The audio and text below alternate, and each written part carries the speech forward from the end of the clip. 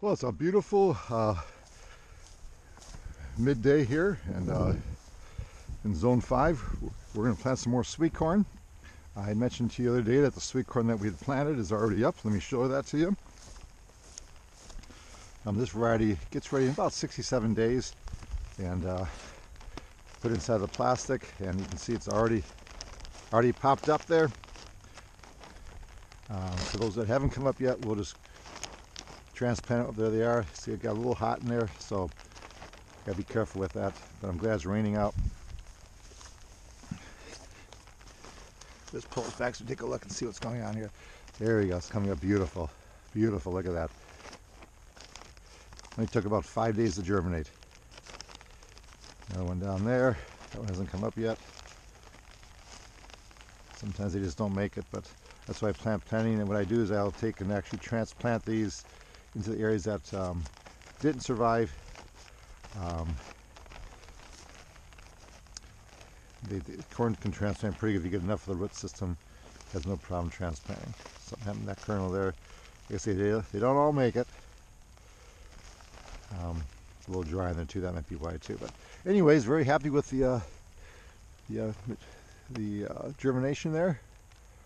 And I'll probably take the polyester off next week, because I can see it's getting a little bit too hot underneath here, getting a little bit of burning on the outside of these, but the middle part of the corn is fine. Here we go. So we're going to go ahead and plant more corn. Just put this back on here.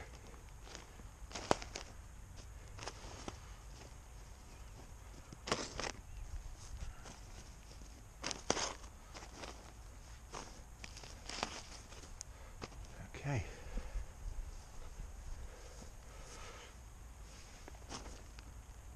Yeah, very good to see that. All looking good. Coming up there, coming up there. I've got a little bit hot back there, so I'm wondering if this polyester is just a little bit too hot for it. I bought a thicker spun polyester, a couple extra mils thicker, and I'm thinking it might be a little bit too hot for the corn. So what I'm probably going to do is I'm going to pull this back during the daytime when it gets sunny out again. That way it doesn't create too much heat underneath there. And then nighttime it gets, gets down to the 40s at night, pull it back on, and then it'll keep the heat in for the corn so it grows more at nighttime too. Just a couple adjustments there. So on to plant my next corn. This corn is by Harris also. It's called Sweet Harris 101. Has insect guard in it. It's not a GMO. It's an insect guard. They're coated. They coat the seeds with something to protect it. It's not going to hurt you, but just helps them get a quick start in case something gets after the seed. So we'll go ahead and get these planted. What I like to do is plant everything at 1 foot square increments. Like the garden bed's about 5.5 feet wide, so I started in about, grab a handful here, and so I started about a couple inches in from the edge here. Put them down about 1.5 inches down, and push in. And I'll do 1, and then go back to 2. A little impression, that way I can tell where they are too. I know some people like to plant the corn a couple rows in a block. That's fine too, as long as you're planting corn in blocks.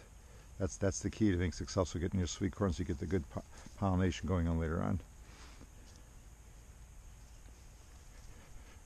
Okay, now we're gonna run up this side here. I'm not gonna do the whole bed right now, because I'm gonna do another bed of corn. That's this is a mid-season. I have also another bed of corn which I'm going to put in a few beds down there, which is going to be a later season. So I try to plant these all about the same time, so that I get a continual supply of corn and don't get inundated with too much at one time. So there we go. So wherever you do your foot going down here.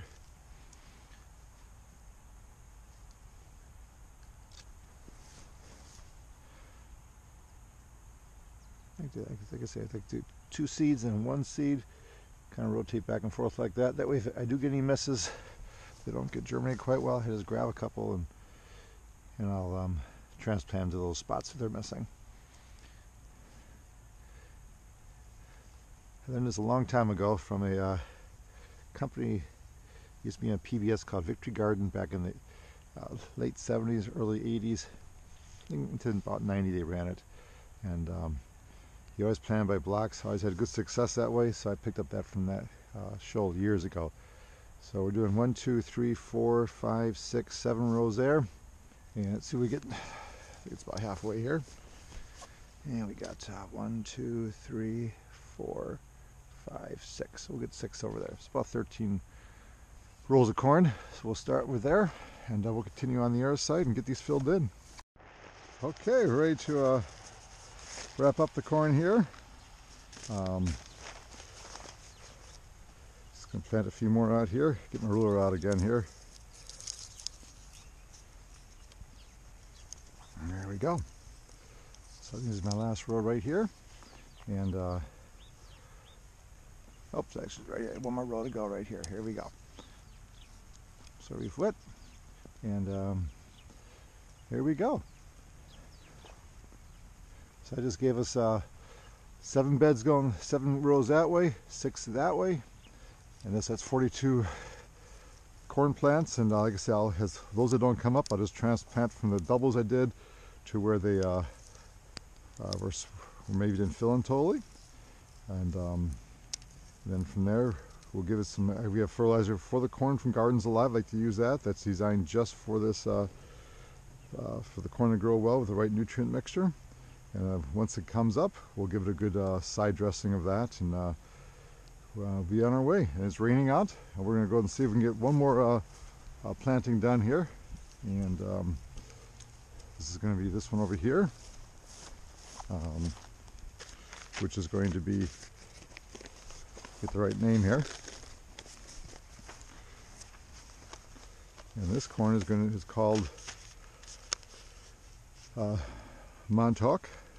It's untreated seed, and it should be ready in 79 days. Where that other one there was going to be ready in 72 days. This is a high sugary substance type of a corn, but it's, as long as they plant within this same type of gene selection, it will grow well as far as not cross-pollinating. These are not GMOs, by the way. This is just, you can't even get GMOs for your regular garden seeds, by the way. I read an article about that the other day. You cannot get GMOs, so don't ever think that's going to be a problem in the corn. As far as garden seeds, they're just hybrids that they've cross-pollinated to create these different flavors. So we're going to finish making sure this is ready to go here. Measure it out. Make sure it's the right width, or close to it. Keep it simple here. Alrighty. Yep, it's about ready to go. Okay. And see how many rolls we can get out of this one here. We got 1, 2, 3, 4, 5, 6, 7 here. And continuing up this way here with some more later on. 1, 2, 3, 4, 5, 6, 7. So this roll's a little longer. This one here, I got 13 out of there. I'm gonna get 14 out of this one here, so we'll still do 7 and divide them up equally, 7 and 7.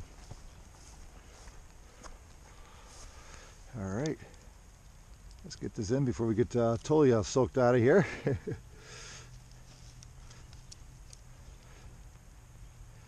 Actually feels good. A little rain coming down. Oops. We need it anyways for the garden. There we go.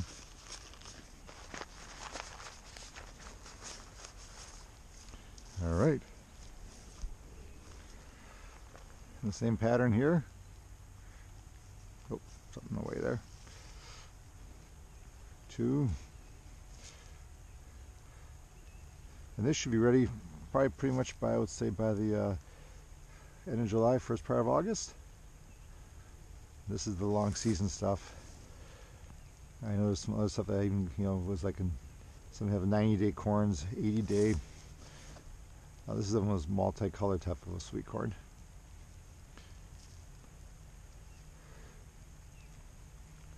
All right, we'll get working on that.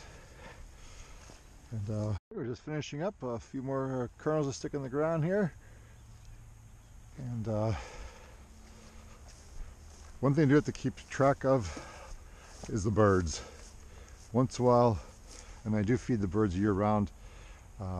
We got a large acreage of woods behind us, and unfortunately a few times the crows have gotten out here, and it's not so much taking the seed, but when the seed starts coming up, they somehow they know that there is below there a kernel that's not been germinated yet, so they jump in there and rip out the corn after the kernel.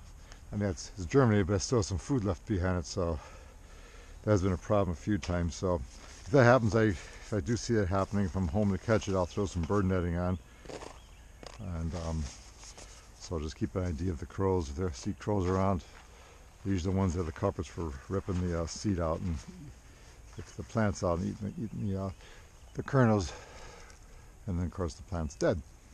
So there we go. That's a simple way to plant sweet corn. We'll give it be up in probably about a week and a half, because I'm not putting the plastic on these here because it's getting warmer out. And we'll be looking forward to having some corn by the end of June. The other corn we did earlier is doing well. Hopefully it'll be knee high by the 4th of June, and we'll see if we get tassels coming out by the 4th of July. That's kind of the goal there.